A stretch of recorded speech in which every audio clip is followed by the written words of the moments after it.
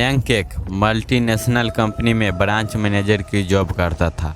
एक दिन मयंक को ऑफिस से घर जाने के लिए लेट हो गया था। सर्दी की मौसम होने के कारण रात भी जल्दी हो गई थी। ठंड भी बहुत शुरू हो चुकी थी। रास्ते में चलते चलते मयंक को अचानक एक आवाज़ सुनाई दी, रुक जाओ। मयंक वहीं पर ही रुक गया और पीछे मुड़ के देखा, लेकिन पीछे कोई नहीं था।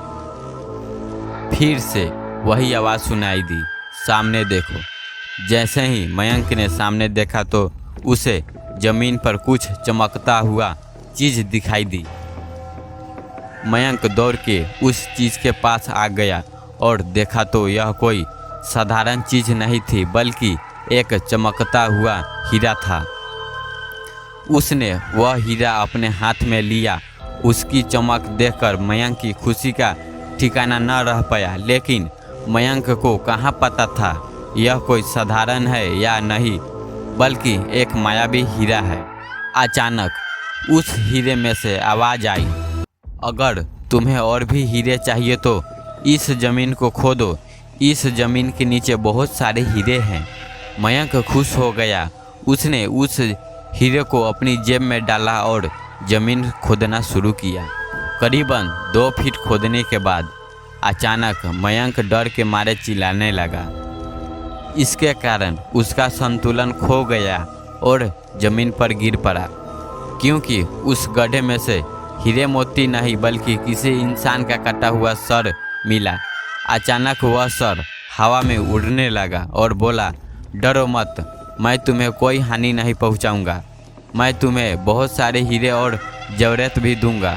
बस मेरी बात ध्यान से सुनो और मैं जहाँ जाता हूँ वहाँ मेरे पीछे पीछे आओ। फिर वह सिर हवा में उड़ने लगा और जंगल की ओर बढ़ने लगा।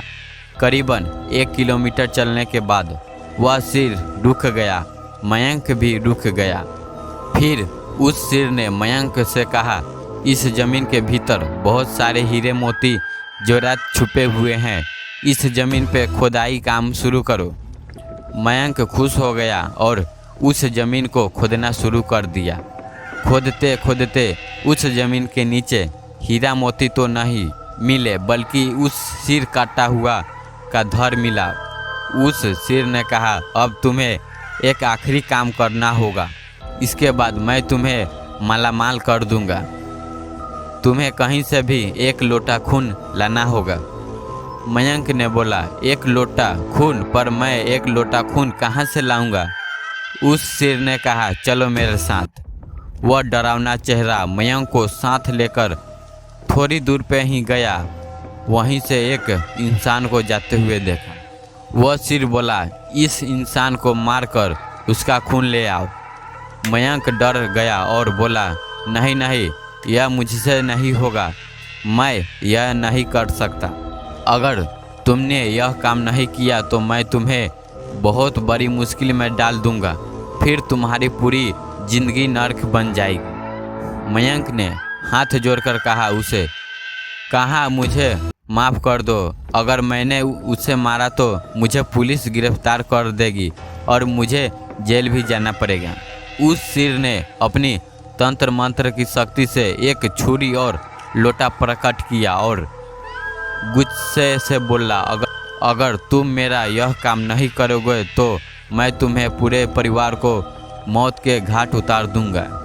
मयंक ने मजबूरी में आकर उस आदमी को मार डाला और उसका खून लेकर उस सिर कटे के पास आ गया।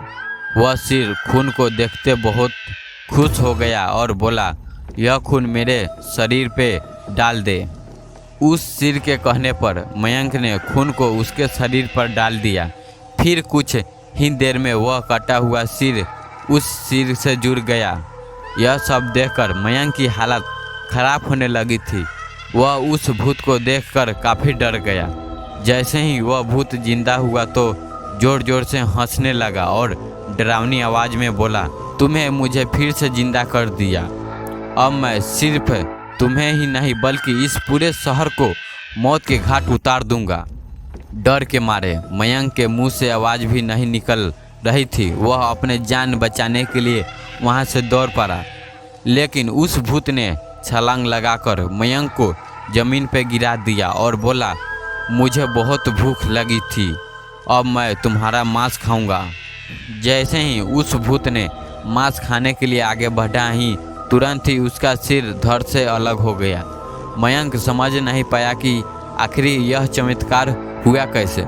जब मयंक ने पीछे मुड़ के देखा तो एक अघोरी बाबा खड़े थे। उस अघोरी बाबा ने कहा, जब तुम उस आदमी को मारकर उसका खून ले जा रहे थे तभी मैंने देखा लिया और समझ गया कि कुछ गड़बड़ होने वाला है, इसीलिए मैं तुम्हारे पीछे पीछे यहाँ तक चला आया और मैंने अपनी मंत्र की शक्ति से इस भूत का सिर धड़ से अलग कर दिया। अब तुम निश्चिंत होकर अपने घर जाओ, अब तुम पर कोई खतरा नहीं है। आज भी मयंक उस बात को याद करता है तो उसकी रूह कांपने लगती है। दोस्तों, आपको यह कहानी कैसी लगी प्लीज़ हमें कमेंट में ज़रूर बताइएगा और वीडियो पसंद आई तो वीडियो को लाइक कर दीजिएगा। चैनल पर नए हो तो चैनल को भी सब्सक्राइब कर दीजिएगा ताकि हम जब भी ऐसे हॉरर स्टोरी जब भी अपलोड करें तो उसका नोटिफिकेशन सबसे पहले आप तक पहुँचे, बिल्कुल मुफ्त।